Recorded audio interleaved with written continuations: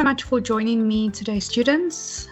My name is JL Broadhurst, and I will be taking us through a lesson on grade 9, cells, the basic units of life. So let's talk about a little bit of an introduction to cells. So what are cells? Cells are the smallest structural and functional units of life, and they perform all processes necessary for life. We often need microscopes to see or view most cells, so we can call cells microscopic. And there are two main types of cells that we need to know at this time, and that's prokaryotic and eukaryotic cells. However, at grade 9 level, we focus more on eukaryotic cells. With that being said, let's see if we can learn to understand the difference between prokaryotic and eukaryotic. So prokaryotic cells are what we can say simpler cells. So they generally have no nucleus, and this means that the DNA is found loosely floating around in the cytoplasm being the fluid within the cell. So first thing first is a prokaryotic cell has no nucleus, where a eukaryotic cell has a membrane-bound nucleus.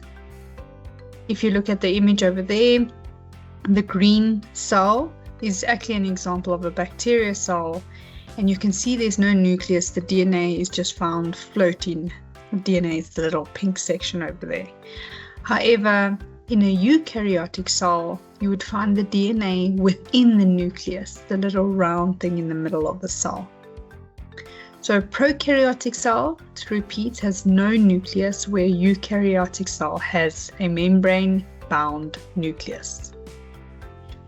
Then a prokaryotic cell is usually smaller and definitely simpler. A prokaryotic cell often is single cellular or unicellular, which is the better terminology, where a eukaryotic cell is much larger and more complex, and is a eukaryotic organism would be at a multicellular level. So where a bacteria can be one cell, and we can say, okay, this is bacteria. It's only made of one cell, but it's bacteria. When we look at other types of organisms, or like eukaryotic organisms, they would be made of various different cells, such as a human, for example. A human is a eukaryotic organism. A human is definitely not just made up of one cell, made up of thousands and millions of different little cells. So an example of a prokaryotic cell would be a bacteria cell, where an example of a eukaryotic cell would be plant and animal cells.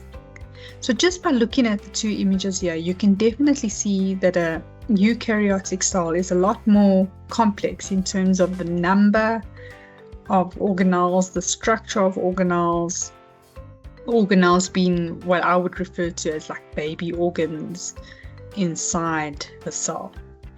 Prokaryotic cell is generally quite simple. Might have a flagella, that tail-like structure, which is used to move the cell around, and then some basics organelles can be found within a prokaryotic cell. So that's the difference between eukaryotic and prokaryotic cells. Now, when we take a closer zoom in on eukaryotic cells, you will see various different structures. So each structure has a different function, and this table here summarizes most of the important structures or organelles and their main functions. So the first one I want to talk about is the cell membrane, which is also referred to as a plasma membrane.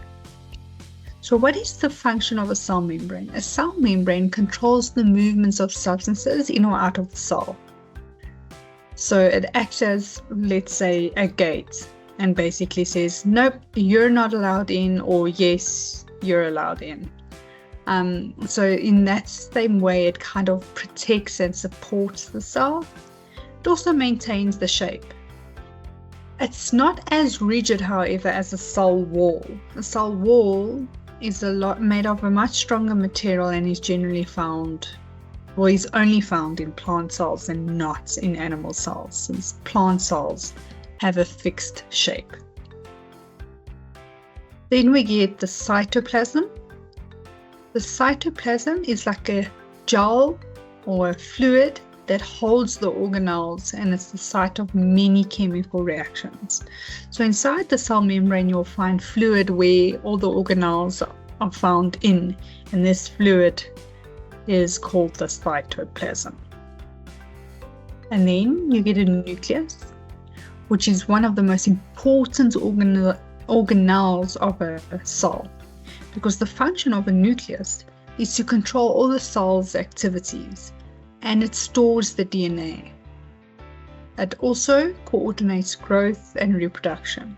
So if the question was the site of, not the site that stores DNA or the structure that stores DNA, one would say that is the nucleus. We then get the mitochondria, which is often referred to as the powerhouse of the cell. And this is where energy is produced through a process called cellular respiration. This energy that is produced, the abbreviation is ATP, which stands for adenosine triphosphate. We also then get ribosomes. Ribosomes are the sites where proteins are synthesized. These proteins are used within the cell, or they are exported to other parts of the organism. We also get the rough ER, or the rough endoplasmic reticulum, which is also used to synthesize and transport proteins. As I go down the list now, the structures become a little less important, or a little less tested, I would say, in assessments. We get the smooth endoplasmic reticulum, which synthesizes lipids, which are fats. It detoxifies the chemicals, and it stores ions inside the cell. We get the Golgi apparatus, or the Golgi body, and this is for modification, packaging, and transporting of the proteins and the lipids that we were talking about that are synthesized by the rough and smooth ER. The Golgi apparatus would transport these proteins and lipids. We then get lysosomes. Lysosomes are there to break down any waste that the cell produces, including any organelles that have been damaged, and any microorganisms that might have passed through the cell wall and cell membrane into the cell. Vacuoles are there to store substances. In the plants, they are much larger, and they assist with maintaining the shape of a plant cell, and also used to store water or nutrients. You get a much smaller vacuole in an animal cell.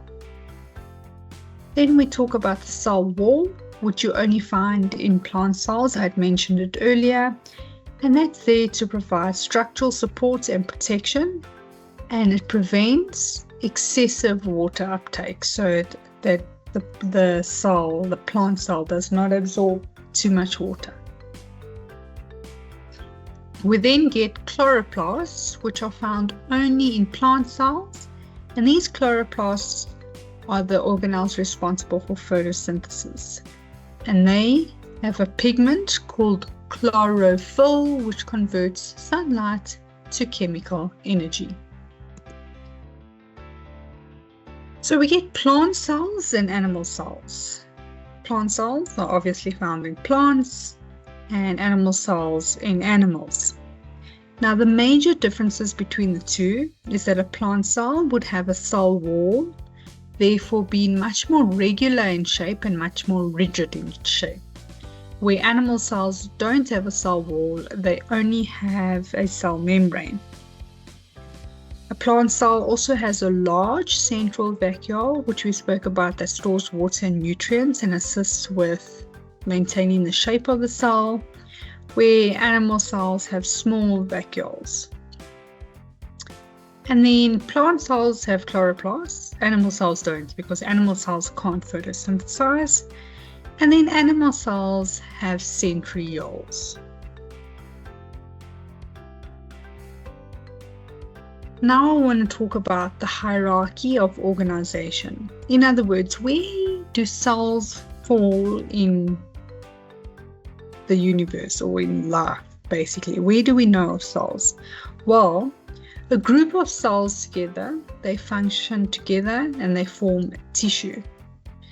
These tissues, multiple of these tissues together work together to form organs, which then work together to form organ systems, and then an organism. So let's talk about this in example. So muscle cells, for example, they all work together to form muscle tissue. And this muscle tissue then works together to form the heart, or the lining of the heart, which is part of the circulatory system. And then this forms the human. Many systems form the human. Okay, so after learning about the plant and animal cells, as well as the various organelles we find inside these cells, we are going to look at a diagram of each of the cells and see if we can label them. So on your screen, you will now see a cell. Firstly, I want you to try to identify whether this is a plant or an animal cell. Let's just think about it, look at it nicely. If you're thinking to yourself that it is an animal cell, it is correct, because there's no cell wall, only a cell membrane. It has an irregular shape, so it's not rigid, as well as there's no chloroplasts.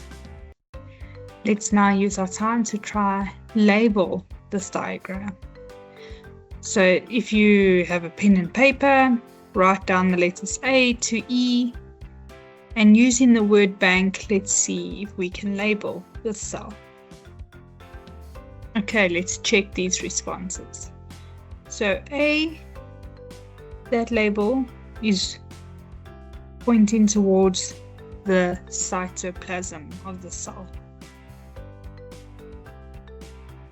B is pointing to the nucleus. C is pointing to the mitochondria, or one mitochondrion. D is pointing to a vacuole. Remember, we spoke about an animal cell having multiple vacuoles. And lastly, E is pointing to the cell membrane.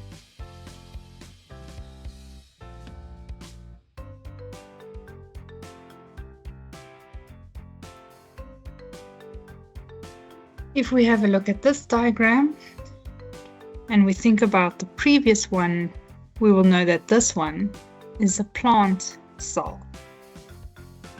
This is a plant cell because it has a rigid shape and a cell wall, as well as a large vacuole and a few chloroplasts that are present.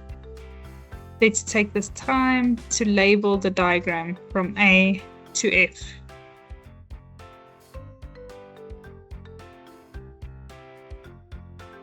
Okay, A is labeling the vacuole.